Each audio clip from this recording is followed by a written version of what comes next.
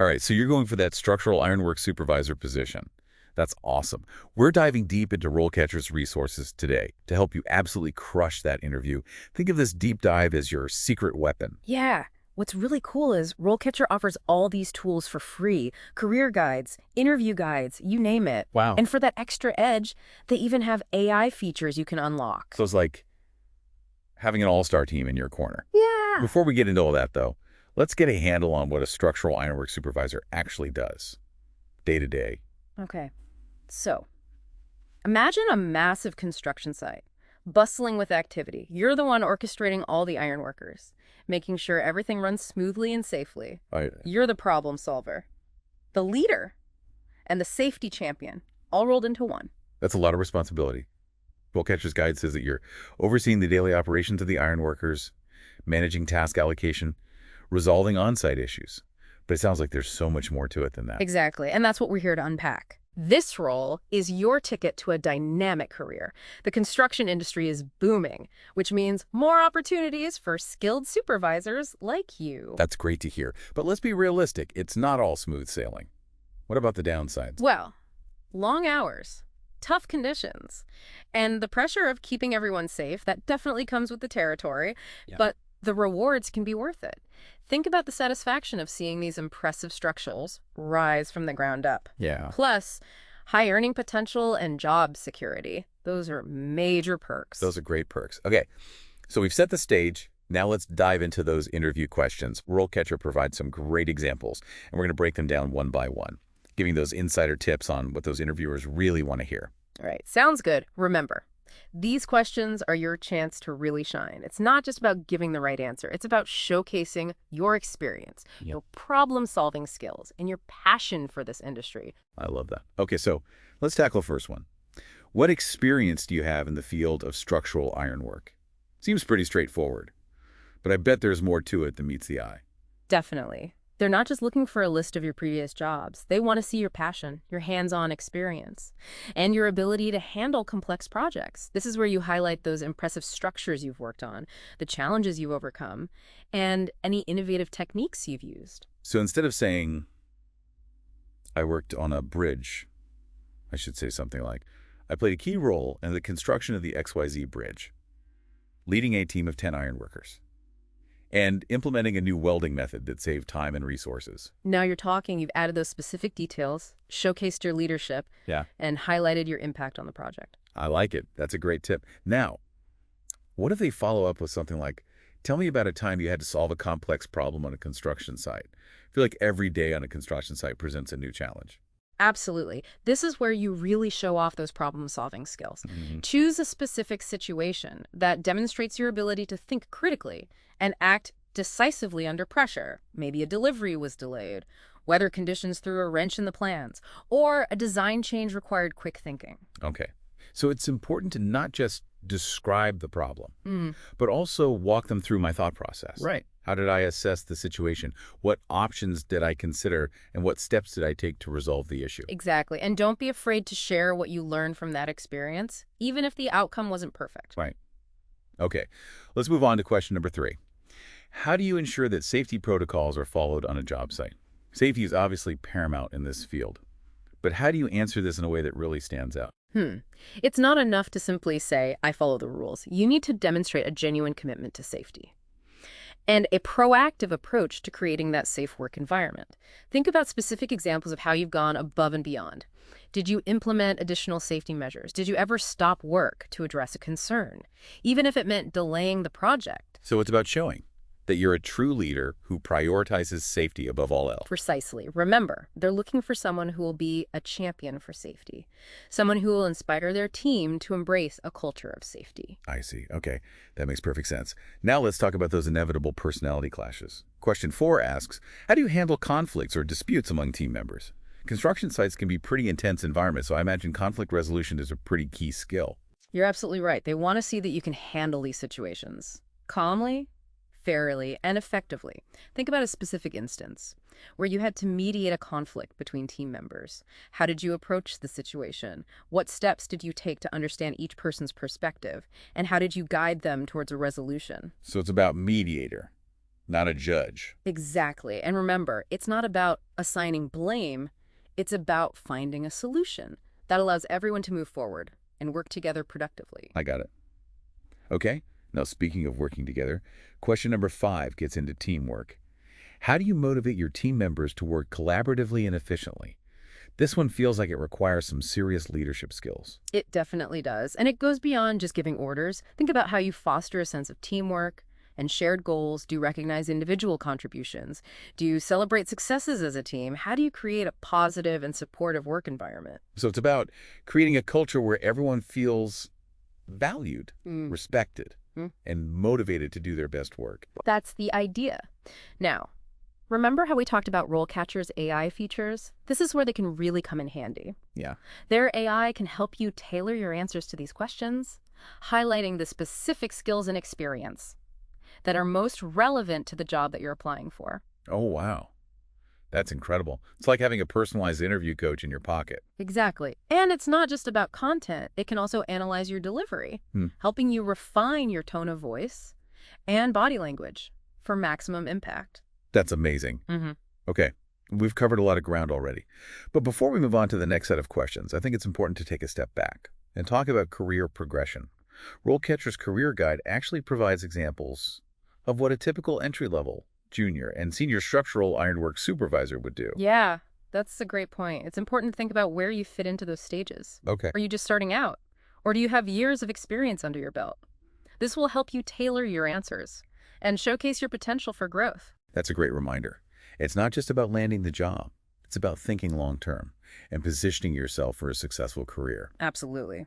And we'll dive deeper into career progression in the next part of our deep dive. All right, stay tuned. We've got more interview questions to conquer, more insights from RoleCatcher to uncover, and more tips to help you ace that interview and launch your career as a structural ironwork supervisor. Okay. See you next time. Welcome back. We're in the thick of interview prep now, and things are about to get even more interesting. Yeah, remember, we're not just aiming to get you through the interview. We're aiming to help you stand out as the ideal candidate. Right on. Okay, so where did we leave off? Yes, motivating your team. Let's revisit that question. How do you motivate your team members to work collaboratively and efficiently? Right. It's not just about cracking the whip, is it? This question is all about leadership style. Interviewers want to see that you can create a positive, productive environment where everyone feels a sense of ownership and pride in their work. Yeah. Okay. I bet it's also about knowing your team members individually, recognizing their strengths, and delegating tasks effectively. Absolutely. Highlighting those skills is going to score you big points. Think about a time you had to rally your team to meet a tough deadline or overcome a setback. What strategies did you use? Did you provide clear goals, offer support, or find ways to celebrate milestones? I imagine clear communication is key too, keeping everyone in the loop and making sure everyone feels heard. Spot on. Now, let's shift gears to a topic that can be a little bit tricky. Budgets. Question 6 asks, how do you ensure that projects are completed within budget? I'm guessing this is where those meticulous organizational skills come into play. Oh, absolutely. It's not just about being good with numbers, though. It's about understanding the big picture, how each decision impacts the budget and the project's success. Right. Interviewers are looking for someone who can balance that creative vision with the financial realities. Think about a project where you had to make tough decisions to stay on track financially. Maybe you had to negotiate with suppliers, adjust the timeline, or find innovative ways to cut costs without sacrificing quality. So it sounds like it's about being proactive and solution-oriented, anticipating those potential budget issues and addressing them head-on. That's a key takeaway. Now, let's flip the script for a moment. What if the interviewer says, tell me about a time when a project went over budget? What did you do? How would you approach that? Oh. Well, I think honesty is essential. It's okay to admit that things don't always go according to plan, but what matters is how you handle those setbacks. I would focus on the steps I took to mitigate the overage, communicate with stakeholders, and ensure the project still met quality standards. Excellent. They want to see that you can learn from those experiences and apply those lessons to future projects. Right. Okay. On to question 7. How do you handle unexpected challenges or obstacles during a project? This feels like a pretty universal question, but especially relevant in construction, where things are constantly changing. Absolutely. This question is all about your adaptability and problem-solving skills. Construction sites are dynamic environments. Weather delays, material shortages, design changes, anything can happen. Wow. So they're looking for someone who can think on their feet, stay calm under pressure, and find creative solutions to keep things moving. Exactly. And remember, it's not about having all the answers right away. It's about showcasing your process, how you assess the situation, gather information, consider different options, and ultimately make those informed decisions. I see. And this is where those leadership skills come in again, right? Guiding your team through those unexpected twists and turns. You got it. Think about a time when you faced a major obstacle on a project. Walk them through how you identified the problem, developed a plan of action, communicated with your team, and ultimately found a solution. Okay, so we've covered a lot of ground with these interview questions. I think it's clear that interviewers are looking for someone who's more than just a competent manager. They want someone who's a strong leader, a problem solver, a safety advocate, and a team player. You've hit the nail on the head. And remember, RoleCatcher's AI can be a powerful tool in helping you showcase those qualities. It can analyze the specific job description that you're targeting and help you tailor your answers to highlight the skills and experience that are most relevant. Wow, that's such a valuable resource. It's like having a personalized cheat sheet for each interview. Exactly. It can give you that extra edge to stand out from the competition. But AI is just one piece of the puzzle. Remember, confidence and authenticity are key. Let your passion for this work shine through. Right. It's not about memorizing answers. It's about conveying your genuine enthusiasm for the role and the challenges it presents. Now, we've talked a lot about interview questions, but there's another aspect of the interview process that can make or break your chances, your CV or resume. Ugh. The dreaded CV. I think a lot of people struggle with crafting a resume that really stands out. But isn't this where RoleCatcher's AI can be especially helpful? You bet. RoleCatcher's AI-powered CV Builder can help you create a resume that's tailored to the specific job you're applying for. It analyzes the job description, identifies keywords and skills that are most important to the employer, and helps you showcase your experience in a way that aligns with those requirements. That sounds incredible. It's like having a personal career coach, helping you craft the perfect resume. Exactly. And it's not just about keywords. The AI can also help you refine the language, the structure, and the flow of your resume to make it more impactful and engaging for recruiters. So it's not just about getting past those automated screening systems. It's about making a strong first impression on a human recruiter as well. Precisely. And remember, a strong CV is just the first step. You need to be prepared to back it up with confident and well-articulated answers in the interview. Right. This is where all that interview prep we've been talking about comes into play, right? Connecting the dots between your experience and the specific requirements of the role. You got it. And we'll delve deeper into how to effectively connect those dots in the final part of our deep dive. All right. Stay tuned for part 3, where we'll wrap up our interview prep with some final tips and insights to help you land that dream job as a structural ironwork supervisor. Welcome back to the final part of our deep dive into becoming a structural ironwork supervisor. We've covered a ton of ground, from those nail-biting interview questions to the power of AI in crafting your resume and refining those answers. Yeah, we've given you the tools and insights, and now it's all about putting them into action. You know, even with all the prep in the world, interviews can still be nerve-wracking. Any tips for staying cool and collected when the pressure's on? Absolutely. Remember, confidence is key. And confidence comes from preparation. You've done the work, you know your stuff. Now it's time to believe in yourself. Easier said than done sometimes. But I think that's where that conversation, not interrogation mindset comes in. Exactly. Think of it as a chance to share your passion for this work, to connect with the interviewer on a human level, and to show them why you're the best person for the job. I love that. It takes some of the pressure off. Speaking of pressure, let's talk about a question that always makes me sweat a little. Salary expectations. How do you approach that one without selling yourself short or scaring them off? This is where research is your best friend before the interview. Use resources like RoleCatcher's Career Guides to get a sense of the salary range for similar positions in your area.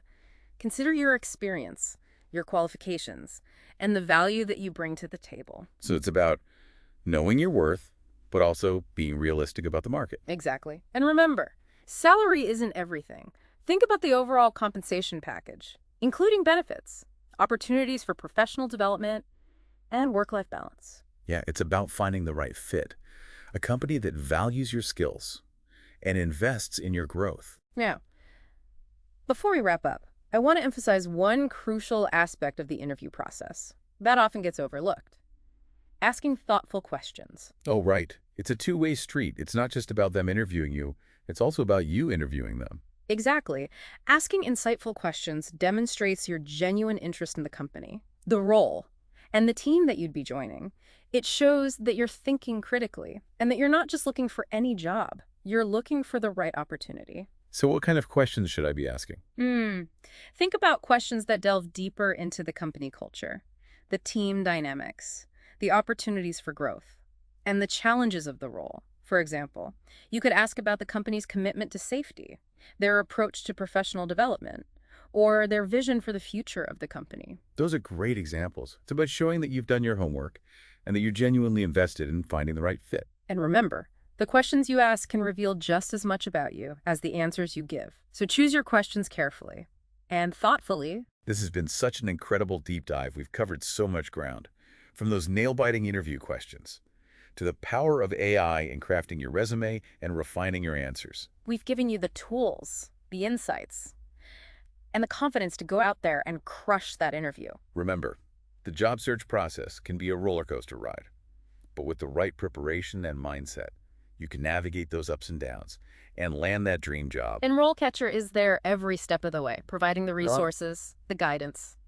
and the support you need to succeed. So go out there, be yourself, showcase your passion, and remember, you've got this. Thanks for joining us on the deep dive. Until next time, keep learning, keep growing, and keep reaching for those career goals.